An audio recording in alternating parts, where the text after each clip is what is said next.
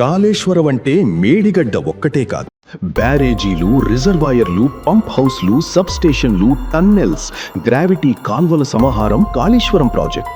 గోదావరి నీటిని ఒడిసి పట్టి బృహత్తర ప్రణాళిక.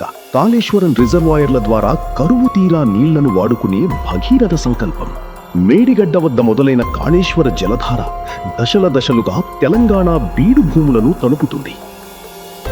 లింక్ 1 కింద 100 మీటర్ల ఎఫ్ఆర్ఎల్ ఉన్న మేడిగడ్డ బ్యారేజీలో 16.17 టీఎంసీల నీటిని నిల్వ చేయొచ్చు.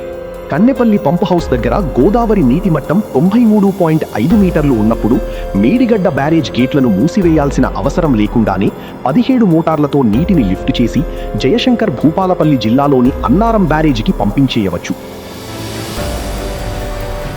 సిడబ్ల్యూసి డేటా ప్రకారం జూలై 20వ తారీఖు 2026 నాటికి కన్నెపల్లి వద్ద ఉన్న నీటి మట్టం 94.8 మీటర్లు.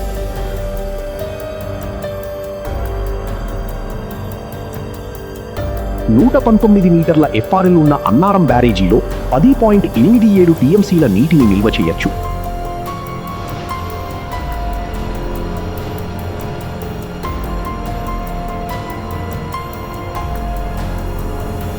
ఇక్కడ నుండి సరస్వతి పంప్ హౌస్ ద్వారా 12 మోటార్లతో ఎత్తిపోసిన నీళ్లు పెద్దపల్లి జిల్లాలోని సుందిళ్ల బ్యారేజీకి చేరుకుంటాయి. 130 మీటర్ల ఎఫ్ఆర్ఎల్ ఉన్న సుందిళ్ల బ్యారేజీలో 8.83 టీఎంసీల నీటిని నిల్వ చేయొచ్చు. ఇక్కడ నుండి పార్వతీ పంప్ హౌస్ ద్వారా నీళ్లను 14 మోటార్లతో లిఫ్ట్ చేసి 148 మీటర్ల ఎఫ్ఆర్ఎల్ ఉన్న ఎల్లంపల్లి శ్రీపాద సాగర్కు ఎత్తిపోస్తాయి.